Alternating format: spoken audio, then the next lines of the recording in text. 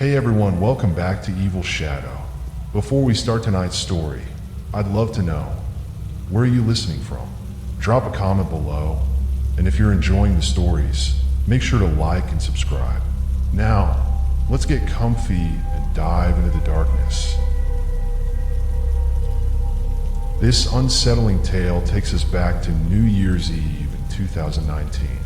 I lived in a small, quiet town just outside of Portland, Oregon, and was finally flying home after an exhausting semester at Westbridge University. The holidays that year had been an odd blend of loneliness and unease. Personal matters had forced me to stay on campus a week longer than most students, which meant Christmas passed me by in eerie silence. The campus, once bustling with life, had transformed into a desolate void. Snow covered the pathways like a pale, unbroken shroud, and the empty dorms echoed with an unsettling stillness. When I finally boarded the plane to head home, I was already in a foul mood. As a lifelong fan of the Portland Grizzlies, I just learned at the airport that they had suffered the humiliation of a winless season, going 0-16 for the first time in decades. For fans like me, it was more than a loss. It was a bitter reminder of endless loyalty rewarded with failure. As if that wasn't bad enough, my flight was delayed, throwing my family's carefully planned New Year's celebration into chaos. We had originally planned to drive together to my cousin's place for a big New Year's Eve party. Instead, my parents decided to leave early in the main car, unwilling to let the delay ruin their plans. To make up for abandoning me, my mom left behind our golden retriever, Milo. Milo was my loyal companion, always there to bring a little light into dark days. While I appreciated having him around, the thought of making the long, lonely drive to my cousin's house didn't exactly thrill me. By the time my Uber dropped me off at home, it was nearly 10 p.m. The icy wind cut through my jacket as I dragged my suitcase to the front door. I didn't even bother unpacking. I was too exhausted and bitter to care. All I wanted was to grab Milo and hit the road. But something about the night felt wrong. The kind of wrong that crawls up your spine and lingers, whispering in the back of your mind that maybe you should just stay home. I shoved all my belongings into the trunk, grabbed Milo, and locked up the house before climbing into the car. The drive wasn't anything remarkable at first. Just miles of desolate back roads weaving through empty Oregon fields and dense patches of forest. The snow had mostly melted, leaving only a thin, ghostly layer that sparkled faintly under my headlights. That part was a relief. I hated driving in heavy snow. The night, however, was pitch black. The only light came from my car's high beams and the occasional farmhouse porch light flickering weakly in the distance. It was the kind of darkness that felt alive, swallowing everything around you and leaving you with the unsettling sense that you were completely alone, or maybe not alone at all. About halfway into the journey, Milo started whining softly. At first, I thought he just wanted attention, but then he stood up and began pacing anxiously in the passenger seat. That's when it hit me. He needed a bathroom break. I groaned, annoyed but knowing I didn't have much choice. The next clearing I spotted was small, barely enough room to pull over safely, but it would have to do. As I stepped out of the car, the cold hit me like a slap. My breath came in short, visible puffs, and I jammed my hands into my coat pockets to keep warm. It was deathly silent outside, the kind of quiet that makes your ears strain for the faintest sound. I couldn't shake the feeling that the darkness was watching me. The clearing was surrounded by towering trees, their skeletal branches reaching high into the sky like claws. Without the scattered patches of snow on the ground, I wouldn't have been able to see anything past the tree line. I tried to shake off the unease, telling myself it was just the isolation getting to me. Milo, on the other hand, didn't seem to care about the cold or the oppressive darkness. True to his golden retriever nature, he bounded out of the car, wagging his tail and sniffing curiously at the edge of the woods. I didn't bother leashing him. He was well trained and always came back when called. As I stood there, Shivering in the freezing air, I couldn't help but glance into the forest. The trees seemed to form an impenetrable wall, their shadows twisting and shifting in the dim light of my car's headlights. For a moment, I thought I saw movement, a flicker of something just beyond the edge of the trees. My heart skipped a beat, and I froze, straining to see into the darkness. Milo barked suddenly, breaking the silence and causing me to jump. I turned to see him staring into the woods, his ears perked and his body tense. "Milo," I called, my voice trembling slightly. He didn't move, didn't even glance back at me. It was as if he were frozen in place, his gaze locked on something I couldn't see. Milo took his time sniffing around, but it wasn't long before he did his business and started heading back to the car. That's when it happened, the moment that would haunt me for the rest of my life. Out of nowhere, a deafening crashing sound echoed from the dark woods. It wasn't just the snap of a branch. It was heavy, deliberate, like something or someone was actively moving through the trees. The sound was so sudden and so loud that I literally jumped, my heart hammering in my chest. For a split second, I stood frozen, trying to process what I had just heard. Imagine a grown man running through the forest, branches breaking, feet pounding the earth. That's what it sounded like. My eyes frantically scanned the darkness, desperately trying to make sense of the noise. But the forest was impenetrable. The headlights from the car barely lit the first few trees in front of me. Just as I was about to call out, I heard the unmistakable sound of Milo running, straight into the woods. It was like something out of a nightmare. Without hesitation, I bolted after him. I don't know why I did it. Maybe it was the fear of losing him in the dark, or maybe it was that deep, primal instinct that told me he was in danger. Whatever it was, it drove me forward into the woods. Milo had vanished into the shadows almost immediately. I called his name, my voice cracking with panic, but there was no response. The silence that followed was suffocating. My heart raced, and it felt like the air itself was thickening, making it harder to breathe. The cold was biting, but that wasn't what made me shiver. It was the fear, the overwhelming fear of what might be lurking in the darkness. I couldn't leave him out there. That wasn't an option. So I ran. I didn't think. I didn't stop. I just ran, my feet stumbling over the uneven ground, the snow crunching beneath me. My phone's flashlight barely illuminated the path ahead, and the deeper I went, the darker it became. Every step felt like it took me further away from safety, but I couldn't stop. I had to find Milo. I had to know he was okay. The sound of my breath was the only thing I could hear over the pounding of my heart. I ran, praying that I would find him before whatever was in the woods found me. The darkness was closing in, thick and suffocating, and I could have sworn I heard something. Footsteps, or maybe breathing, just beyond the reach of my flashlight. But when I turned, nothing was there. I ran, desperate to find Milo before whatever was lurking in the woods found him. My lungs burned from the cold, the bitter air searing with every breath. I pushed myself, my legs heavy with exhaustion, until I nearly stumbled over my own feet. I had to stop, or I'd collapse. I leaned against a tree, struggling to catch my breath. The weight of the situation threatened to crush me, and I felt the tears well up. What was I doing out here? What had I gotten myself into? And then, through the dark, I saw her, Milo. She was crouched low to the ground, her body trembling with fear. Slowly, she staggered toward me, her tail tucked tightly between her legs. I had never seen her like this before. A wave of relief crashed over me. I sank to my knees and pulled her into my arms, feeling her warmth against me. She pressed her body into mine, seeking comfort, but I could feel the tremors running through her. Something had terrified her, something that I couldn't even begin to understand. But before I could process what had just happened, reality slapped me across the face. We were still in the heart of the woods, and whatever had scared her was still out there. I snapped back into focus. I had to get us out of here.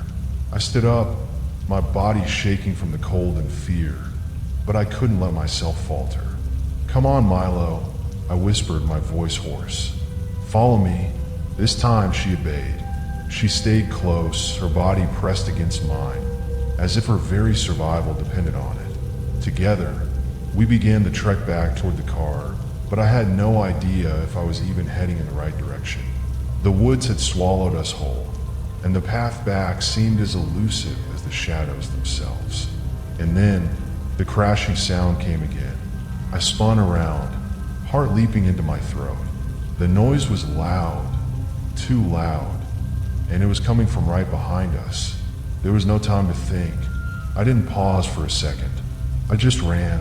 Milo darted ahead of me, her paws light and swift, and I followed, praying I wouldn't trip. The crashing grew louder, more violent, like something or someone was closing in on us. It felt like we were being hunted. I can't even describe the terror I felt in that moment. Every instinct in my body screamed at me to keep running, to escape, but it felt like the forest itself was trying to trap us. The darkness was alive, shifting and clawing at my every step. The cold was no longer just a physical sensation. It was a presence, a looming threat that seemed to grow with every passing second. I honestly thought I was going to die out there. My heart pounded in my chest, my body trembling from fear. But somehow, by some impossible miracle, Milo led me straight back to the car. I practically threw her inside, slamming the door shut with a force I didn't even know I had. As I jumped into the driver's seat, I glanced back toward the woods. My stomach twisted into knots. There, at the edge of the trees, were 3 figures. They stood still, watching us. Their presence was chilling, like shadows with substance, and I couldn't bring myself to look at them for too long. I didn't wait to find out who or what they were. I jammed the keys into the ignition and floored the gas pedal, tearing away from the clearing. I didn't stop. I didn't even slow down. I was still in shock, my mind replaying everything that had happened, everything that I had barely survived. It wasn't until I had driven a few miles that I noticed Milo. She was whimpering softly, her body trembling in the seat beside me. My heart sank when I saw the blood. There was a gash just below her shoulder blade. It was deep, and the blood was still oozing from the wound. Panic surged through me. Someone had stabbed her. I slammed the brakes and pulled the car to the side of the road. My hands were shaking, but I forced myself to act. I ran to the trunk and pulled out the first aid kit my mom always kept in every car. For once, her obsession with being overly prepared paid off.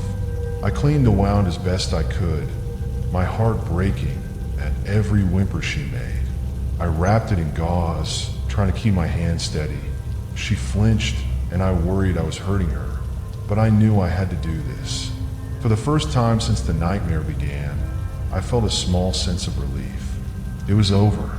We were safe, but I couldn't shake the images of those figures, those 3 figures in the woods. And I couldn't ignore the feeling that whatever had chased us wasn't finished. I tried not to think about it for the rest of the drive, but my mind kept returning to that moment. I was shell-shocked, my mind struggling to process what had happened. How had this become my reality? I never told my parents. I never told anyone. I couldn't. They wouldn't believe me. How could they? You know, sometimes there are just things you keep to yourself. Even though they haunt you, even though they don't really let you go, you keep them locked away. What I'm about to tell you is something I still think about, especially around this time of year. This happened on New Year's Eve, a few years ago. I was driving to my family's house to ring in the new year with them. They live a few hours away in northern New York, so I left in the late afternoon, figuring I'd get there with plenty of time to spare. The drive seemed simple enough. I'm the kind of person who really enjoys long drives. The rhythm of the road, the solitude, it gives me space to think, reflect, and clear my head. But the weather had other plans. About an hour into the drive, it started snowing. At first, it was just light flurries, a delicate dusting on the windshield. Nothing that would make me worry. In fact, I thought it was kind of beautiful the way the snowflakes danced in the headlights. But I should have known better. I think I jinxed myself. The further I drove, the harder the snow came down. What started as a light sprinkle turned into a full-blown blizzard. The snow fell thicker, faster, and soon the highway was slick with ice. Visibility dropped to almost nothing. I could barely see the road ahead of me, and that's when the panic started to set in. My car, a small sedan, wasn't built for this.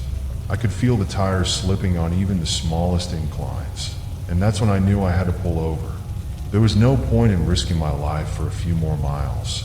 I pulled off the highway onto a small, desolate road, hoping to wait out the storm.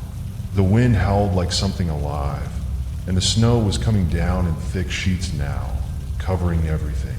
I couldn't see a thing beyond my own headlights, just a thick wall of white. I sat there for what felt like forever, the engine idling as I tried to calm my racing heart. I figured I'd wait for the snow to let up, but it wasn't letting up. It was getting worse. The feeling of isolation grew heavier by the minute. That's when I heard it. At first, it was just a faint sound, barely noticeable beneath the storm. A low, scratching noise coming from somewhere outside the car. I turned the music off, straining my ears in the eerie silence. There it was again. Something was out there in the snow. I froze, my breath catching in my throat. I glanced around, but all I could see was the blinding white. The snow was falling so thickly, I couldn't even make out the outlines of the trees or the road. I told myself I was being ridiculous. It was probably just the wind or some animal scurrying through the snow. But the scratching sound continued, growing louder now, closer. I had to know what it was. I slowly opened the door of the car, the cold air rushing in like a slap to the face. My breath fogged up the windshield, my heartbeat thundering in my chest. I stepped out into the snow, the world around me completely silent except for the relentless sound of the storm. I followed the noise, my feet crunching in the snow, each step sinking deeper than the last. And then I saw it, a figure, standing motionless in the snow. It was tall, impossibly tall, and it didn't seem to move. It was a shadow against the white, but there was something wrong about it. The way it stood, as if waiting, or worse, watching. My heart pounded in my chest. I wanted to scream, to run, but my body wouldn't obey. I was rooted to the spot, paralyzed by fear. And then, just as quickly as it had appeared, the figure vanished into the storm, leaving nothing but the whistling wind behind. I stood there for what felt like an eternity, staring into the blinding snow, half expecting the figure to reappear. But it didn't. I hurried back to the car, hands trembling as I fumbled to get in. The snow had turned the road into a white blur, but I wasn't going to sit there any longer.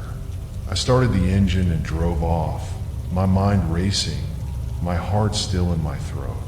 That night, I made it to my family's house, but I couldn't shake the feeling that something was still out there, following me, waiting for the next time the storm rolled in.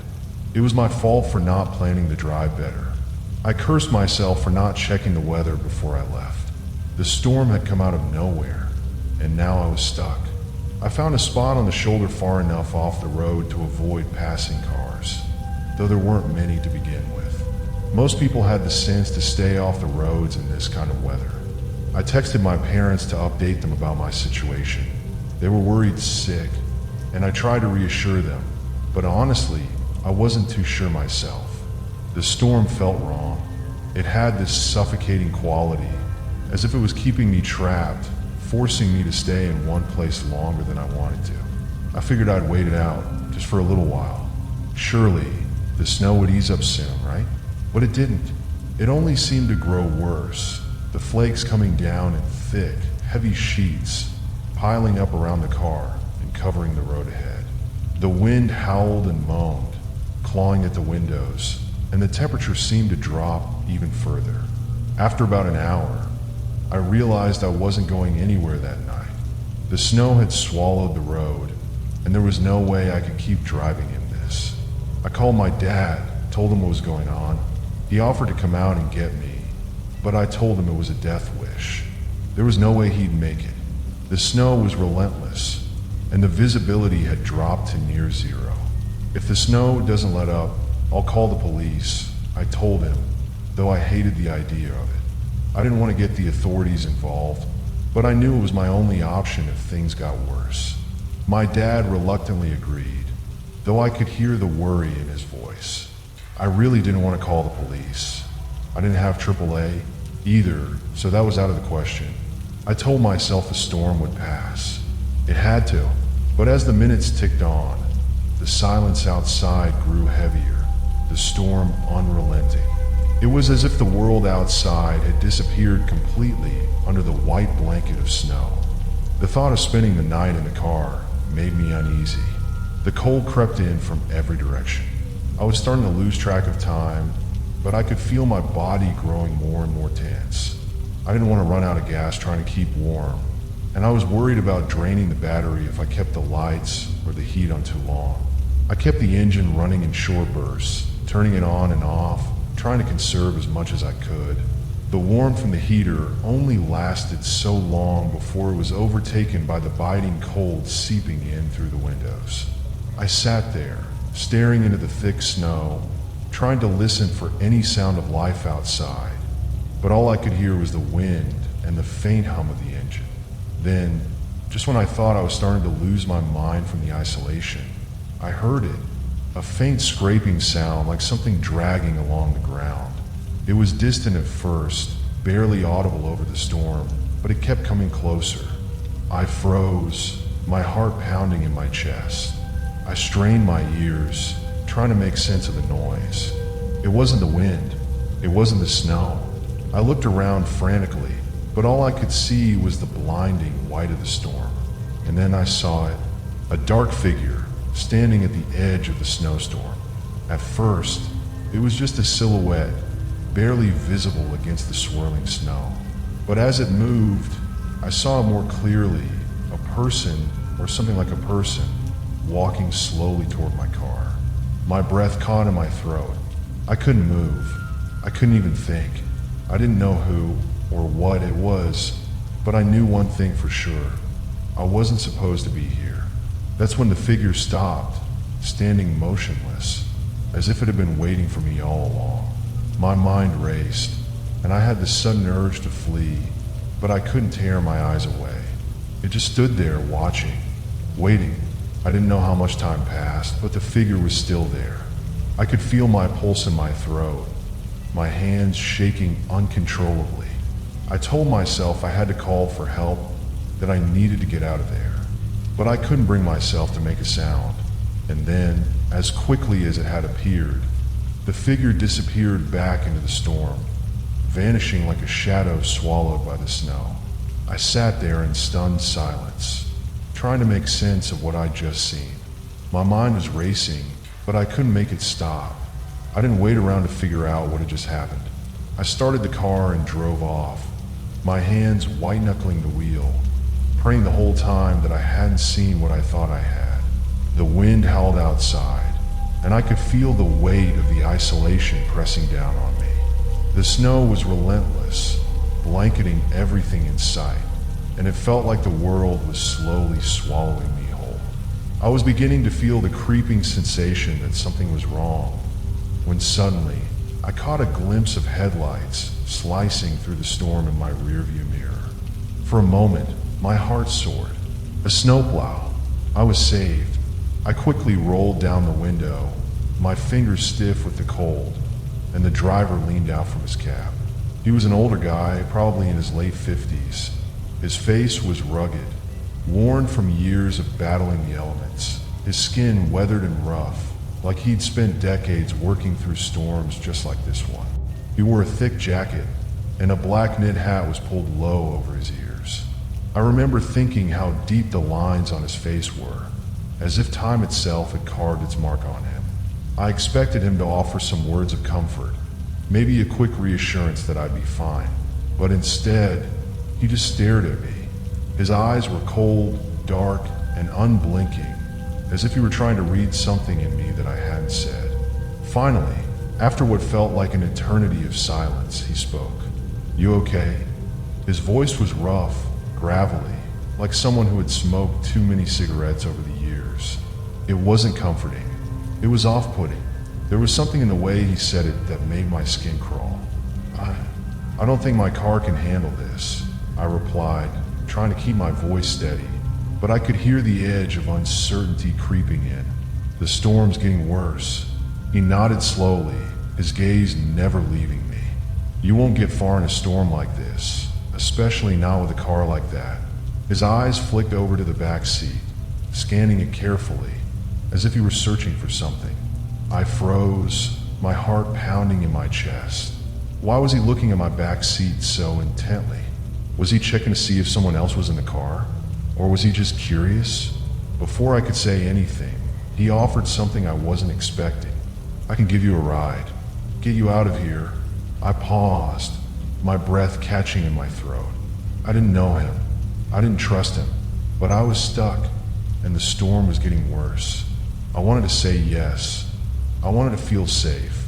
But something in the back of my mind told me I shouldn't go with him. Something wasn't right. But I was scared, and I was alone. The thought of staying in that car, surrounded by nothing but the blinding storm and the deafening silence, was more terrifying than getting into a truck with a stranger. I hesitated, and his eyes never left mine. They were deep, unreadable. Finally, I spoke, my voice a little shaky. I don't know. His lips curled into a small, almost imperceptible smile. "You'll be safer with me. Trust me." The words sounded like a promise, but there was something chilling about the way he said them. I could feel the hairs on the back of my neck stand up as he spoke. "A short detour," he said, but something about his tone made it sound more like an order than a suggestion. I tried to keep my voice steady, but the unease that had been building inside me started to reach a boiling point. I glanced out the window, hoping to recognize a landmark, but everything looked unfamiliar. The snow had started to fall even harder now, and visibility was dropping. Again, it felt like we were driving deeper into the storm, further away from anything resembling civilization. "How much longer is this detour going to take?" I asked, trying to sound casual, but my voice wavered slightly. He didn't answer immediately. His eyes stayed fixed on the road, the windshield wipers working overtime to clear the snow that had begun to accumulate. After a long pause, he muttered, almost too quietly for me to hear, "Not long." I felt an icy chill crawl up my spine. The silence in the cab felt suffocating, and I found myself staring at the rearview mirror, watching the reflection of the plow's flashing lights. The further we drove, the more isolated everything seemed. There were no houses, no other cars, just endless stretches of road lined with nothing but trees buried in snow. It felt like we were the last two people left in the world. The uneasy feeling in my stomach grew stronger. I tried to ignore it, but my instincts were screaming at me. I couldn't shake the feeling that something was wrong. "Where exactly are we going?" I asked again, my voice more firm this time, hoping that questioning him would somehow pull me back into control of the situation. He glanced at me briefly, his eyes cold and distant. "Just sit back and relax," he said, his voice flat. "You'll be fine." I wanted to argue, to demand answers, but I was starting to feel trapped. The warmth of the truck's cab was starting to feel stifling, and I found myself pressing my back against the seat, fingers gripping the edges of my bag in my lap. There was a knot in my stomach now, tight and uncomfortable. The navigation system still showed the wrong direction, and with every mile that passed, my sense of dread grew. The road ahead seemed to stretch on forever, and I couldn't help but wonder where he was taking me. Suddenly, the truck swerved slightly, and I jolted forward in my seat, heart racing. I was about to say something, but his voice cut me off. "We're almost there," he said, his tone colder than before. It sounded final, like he was closing the door on any further conversation.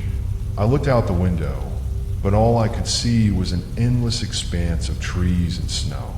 The storm was so thick now that I couldn't even tell if we were still on a road or if we had veered off onto something else entirely. My mind raced, and every instinct was telling me to get out of the truck. But I didn't know where I was, and I didn't know how far we were from anything resembling safety. I felt trapped, helpless. The silence stretched on, and the unease in my chest grew to an unbearable level. I had to do something. I couldn't just sit there and wait to see what happened next. But what could I do? What was he planning? I tried to calm myself, thinking that maybe I was overreacting. But deep down, I knew something wasn't right. I didn't want to be the kind of person who jumped to conclusions, but everything about this felt wrong. The detour, the silence, the strange, unsettling way he looked at me. And then, just as I was about to speak again, the truck slowed down, and I saw it. A small, run-down cabin appeared through the snow, barely visible in the distance. It looked abandoned, isolated, and eerily out of place in the storm. My heart began to race again. "We're here," the driver said, his voice cold as ice. I couldn't move. I couldn't breathe. All I could do was stare at the cabin, my mind screaming for answers that I wasn't sure I wanted to hear. A slap to the face, but I barely felt it. My heart was pounding so loudly in my ears I could barely hear my own thoughts. I couldn't waste another second. I had to get away. I stumbled out of the truck and ran, not looking back. The snow was thick and deep, but I pushed through it, my legs burning with the effort. I heard the truck's engine roar behind me, but I didn't dare turn around. I knew I couldn't outrun him on foot, but I had to try. The house was still far away, but it was my only shot. I kept running, slipping on the icy road, my breath coming in ragged gasps. My mind raced. Was he following me? Was he going to chase me down and drag me back into that truck? I couldn't think about it. I had to focus on getting to the house. As I got closer, I could see the warm light spilling through the windows, a beacon of safety. I pushed myself harder, ignoring the pain in my legs, my lungs burning from the cold air. The truck's engine was getting louder, but I was almost there. With every step, I prayed that someone was inside, that someone would help me. I reached the front door, pounding on it with all the strength I had left. My fingers were numb from the cold, but I didn't care. I kept banging. Finally, the door creaked open.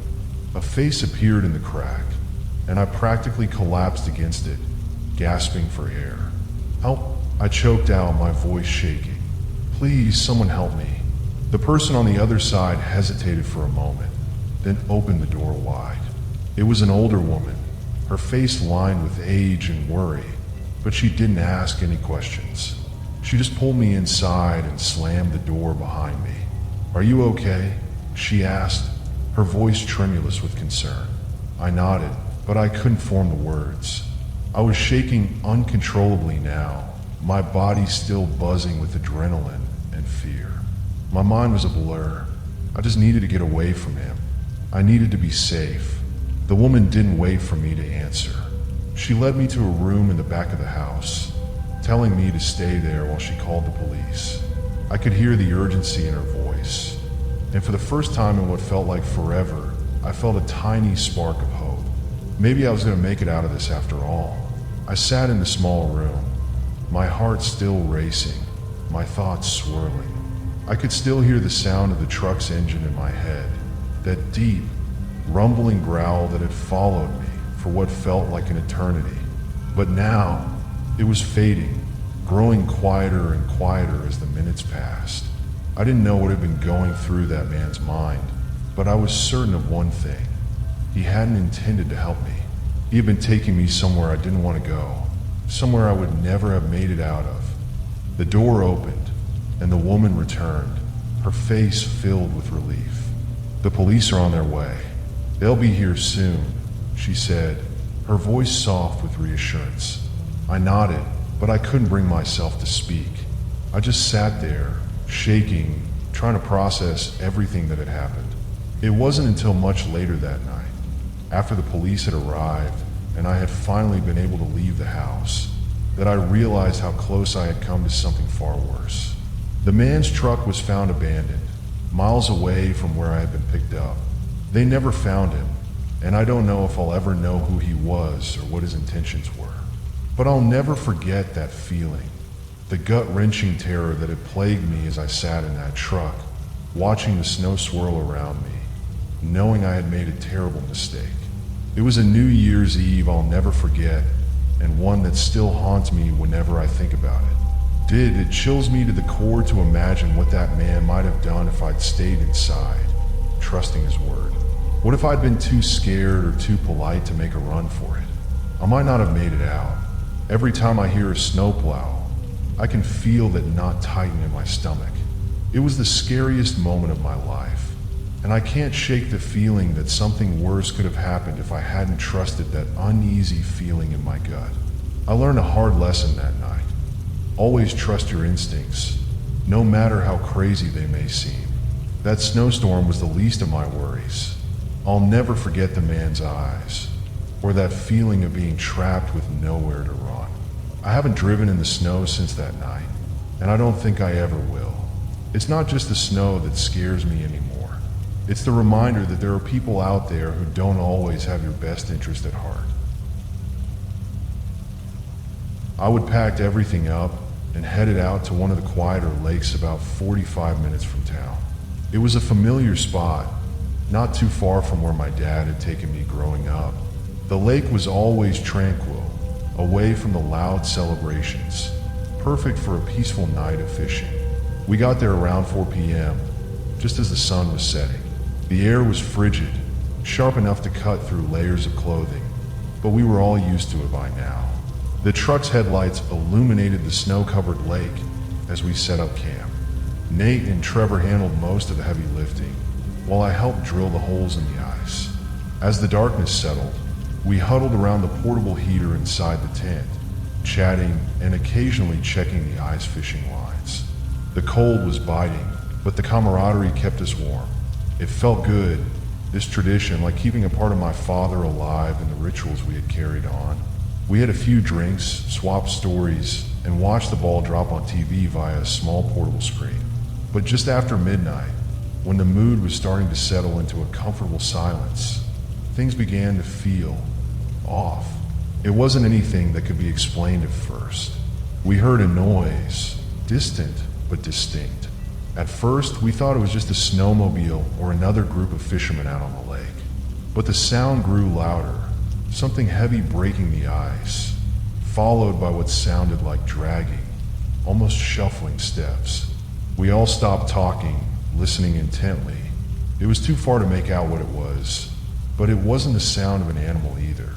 Nate, who was always the brave one, suggested we go investigate. Trevor was already grabbing the rifles, just in case. We bundled up and made our way out of the tent, the cold biting harder now as we trudged through the snow toward the source of the sound. The noise stopped when we reached the edge of the lake. It was dead silent. We stood there, scanning the darkness, but we couldn't see anything. Not a person, not a snowmobile, not even an animal track. The shuffling noise had completely stopped, almost like it had been swallowed by the night. Trevor spoke up, breaking the silence. Maybe it was just some weird wind, or ice shifting under the weight of the snow. But something in my gut told me it wasn't the wind. I couldn't shake the feeling that we were being watched.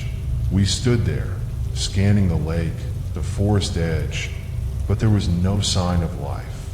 After a few minutes, we headed back to the tent, uneasy but not wanting to spend the night on edge. But as we were packing up the equipment to leave the lake, the noise came again. This time it was closer. We froze, our breath visible in the icy air. The sound was unmistakable. Someone or something was dragging something heavy across the ice. I could hear the scraping sound as if it was being pulled or scraped slowly toward us. The three of us stood there listening, trying to pinpoint where it was coming from. But the noise seemed to come from every direction at once. I whispered, "What the hell is that?" Nate was already moving toward the noise, rifle in hand. Trevor followed closely behind. I hesitated before following them. We walked a little further toward the sound until we saw something in the distance. It was a faint shape, something large, moving along the snow-covered shore of the lake. It was too far to make out clearly, but the sheer size of it made my heart race. And then suddenly it stopped. We stood there in complete silence again. My mind was racing, and all I could think was that we needed to get out of there. I had no idea what that thing was, but I wasn't sticking around to find out. We turned back quickly, moving faster than I thought possible for the conditions. The sound didn't follow us this time, but the tension in the air was thick. We barely spoke on the way back to the truck. Even when we reached it, I couldn't shake the feeling that something was still out there, watching. We didn't leave the truck until we were all inside and the engine was running. The whole drive back to town was tense, every little sound on the road making us jump. We didn't talk much, just kept our eyes glued to the road ahead. When we finally reached my house, I felt a weight lift off my shoulders. We never spoke about what happened that night after we got home, but to this day, I can't shake the feeling that whatever we heard on that lake was not something we were meant to understand. I still go ice fishing, but I've never returned to that lake. Some traditions, no matter how strong, are better left in the past. Wasn't the kind of guy who easily got paranoid, but something about the way he was standing there, staring, just didn't sit right. It was almost like he was waiting for us to do something, or maybe he was tracking us. That feeling of being watched crept up my spine, and I couldn't shake it. Nate, being the sociable one, waved at him as we got out of the truck, but the man didn't wave back or even acknowledge him. He just kept glancing at us and then back at his phone, as if he was trying to decide whether or not to approach. Trevor, who had been unloading gear from the truck, noticed the man too. "Who the hell is that?" he muttered under his breath, still not taking his eyes off the guy. I shrugged, trying to brush it off. Maybe he's just another fisherman or a local. Let's get our stuff set up. But even as I said it, I couldn't shake the nagging feeling in the pit of my stomach. It wasn't the man's appearance. He was dressed in the same winter gear you'd expect to see on anyone out here. But the stillness, the way he just stood there, staring at us. I'd seen people out in the cold before, but they were always doing something, walking, preparing, not just standing still like he was. We started making our way toward the path that led down to the lake, Nate leading the way with the sled. I glanced back once more, and that's when I saw it. The man had turned his head and was following us with his eyes, his phone still in his hand. It wasn't just the staring anymore. It was like he was watching us, tracking our every move. "Hey, let's just go," Trevor said, obviously feeling the same unease I was. "We don't need any trouble." I nodded, my mind racing. We moved faster now, heading down the trail, but I couldn't shake the feeling that we weren't alone. The man hadn't moved. He was still standing there, watching us. By the time we reached the lake, the feeling of being followed hadn't left. We set up our shelter, drilled the holes in the ice, and spread out the lines, but I kept glancing over my shoulder, half expecting to see the man standing at the edge of the trees, watching. The hours passed in a quiet tension. We caught a few fish, but none of us were really focused on that anymore. The lake felt more isolated than usual, like the world had quieted down around us. The silence was punctuated only by the occasional sound of the wind or the ice creaking beneath us. That's when we heard it, a distant crunching sound like someone walking through the snow, but slow, deliberate. It wasn't the sound of animals or the wind. It was the sound of footsteps, heavy and dragging, coming from the direction of the trees. We all froze. Nate was the first to speak, his voice barely a whisper. "Did you hear that?" We all nodded. eyes darting to the tree line, but there was nothing. Just dark trees and the swirling snow. The crunching stopped, but the unease didn't. We all sat in silence, our breaths visible in the cold air, listening. Then, out of the corner of my eye, I saw something move. A figure stepping slowly out of the trees, just beyond the edge of our shelter. It was a man. He was walking toward us, but not in a way that made any sense. His movements were slow, almost unnatural, like he was pacing himself, as though he had all the time in the world. I felt my heart race. There was no way he could have gotten there so quietly, not without us hearing him. We hadn't seen him leave the spot by the truck, and yet here he was, moving toward us without a sound. "Who the hell is that?" Trevor hissed. I didn't answer. I couldn't. I just sat there, unable to take my eyes off him as he moved closer, his face expressionless, his eyes fixed on us. Nate stood up abruptly, breaking the silence. "Hey, what do you want?" The man didn't respond. He just kept walking, his steps slow but steady, heading straight for our shelter. We all stood now, backing up into the corner of the tent, unsure of what to do. "Get back!" Nate yelled. "We don't want any trouble." But the man didn't stop. Instead, he took one more step forward, his hand raised, as though he were trying to wave. But there was something wrong with his posture, something stiff, as though he were forcing himself to move. The air around us felt thicker, suffocating.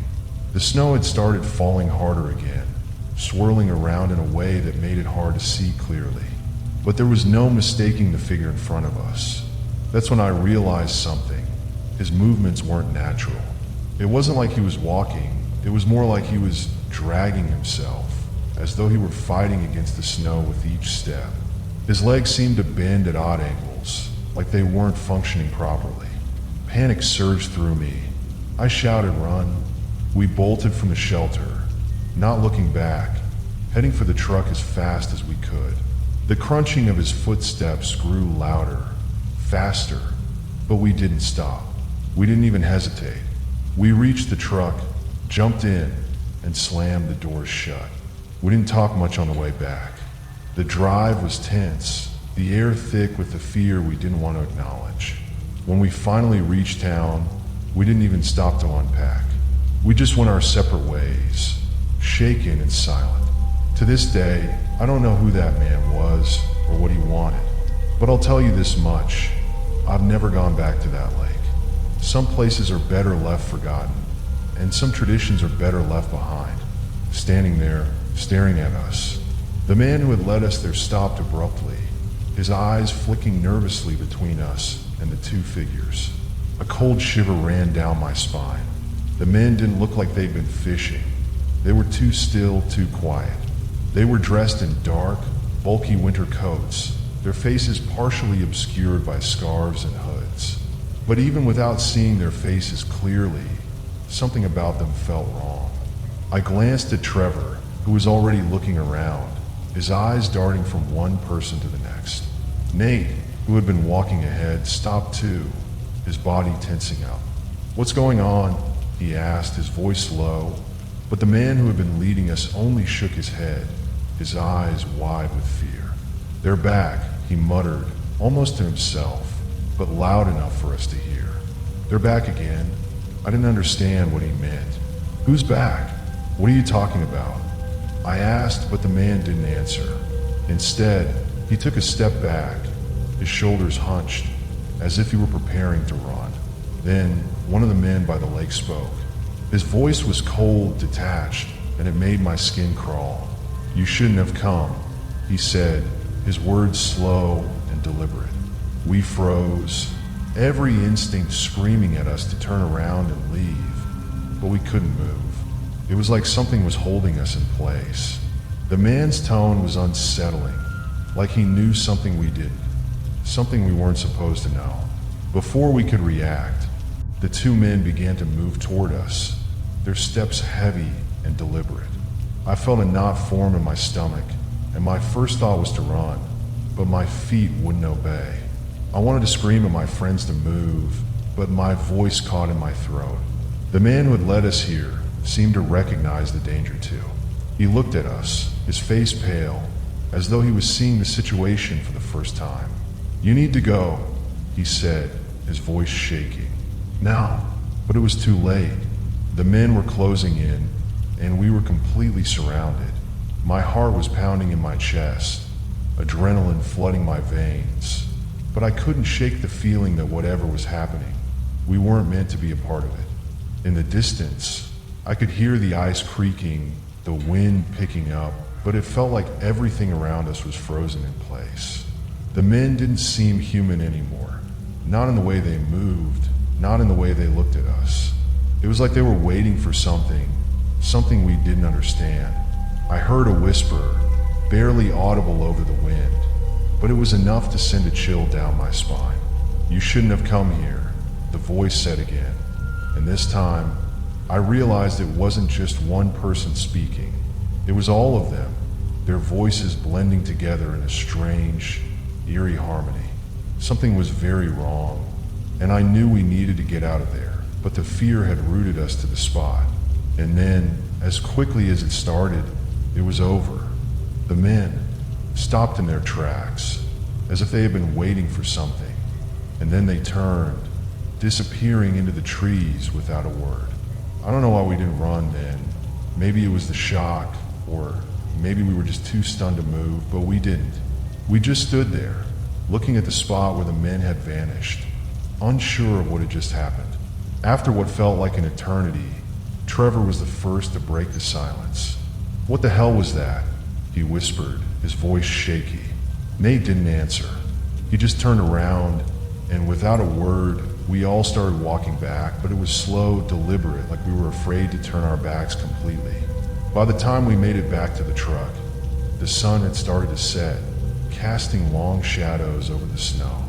The air felt colder, sharper, and the world seemed even quieter than before. We didn't talk much on the way home. The only sound in the truck was the hum of the engine and the occasional crackling of the radio. None of us knew what to say. We didn't have answers, just questions, and a nagging feeling that we had narrowly escaped something far worse than we could ever imagine. Stunned and silent, the weight of the situation sinking in. My mind raced, trying to come up with any plan, any way we could reverse what had just happened. But the cold reality of it all hit me like a punch to the stomach. They'd taken everything, our gear, our truck, everything we had. We were stranded in the middle of nowhere, in the dead of winter, with no way to contact help. Nate, his face pale and his hands trembling, was the first to speak. "We need to get out of here," he said, his voice hoarse. "Now, but where could we go?"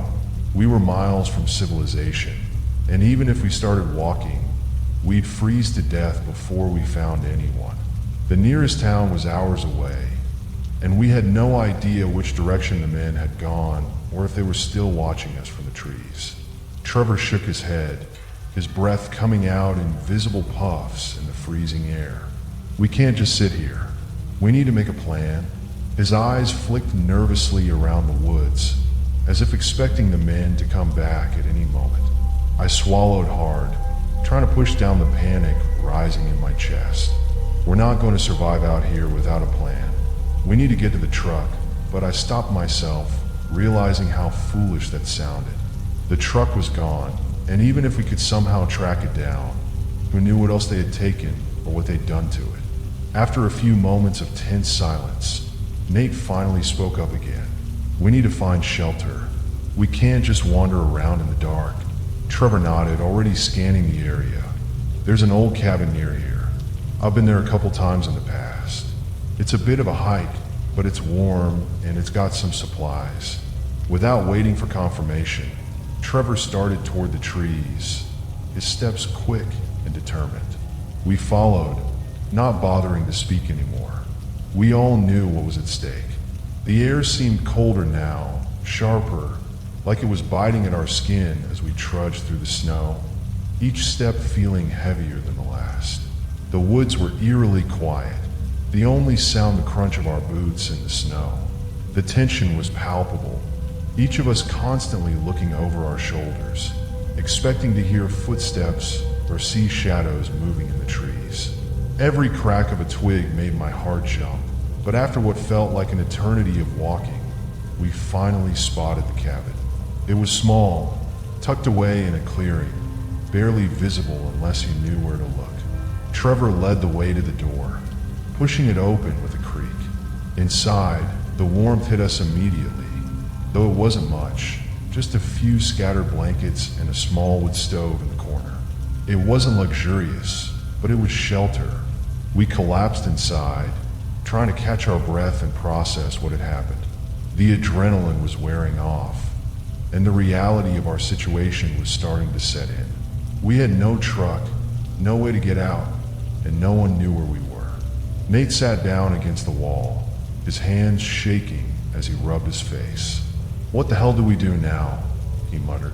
Trevor, ever the optimist, tried to keep us focused. We waited out. We keep a low profile.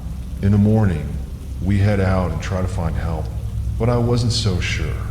I couldn't shake the feeling that those men were still out there, watching us. And if they came back, what would we do then? I glanced at my friends, both of them looking as lost and defeated as I felt. We had no choice but to survive. Out into the woods in the middle of nowhere on New Year's Eve, with a gun and the intent to rob people, it doesn't sit right with me. There's something about the way everything unfolded that feels off, like they were prepared for us to be there, like it was all planned in advance. I keep thinking about the guy we first met, the one who seemed so desperate, his frantic behavior, and how quickly he turned on us. His whole act was convincing, but something in his eyes told me he knew exactly what he was doing. It wasn't just the situation, it was the way he led us into that trap without a second thought. And the two men waiting by the lake.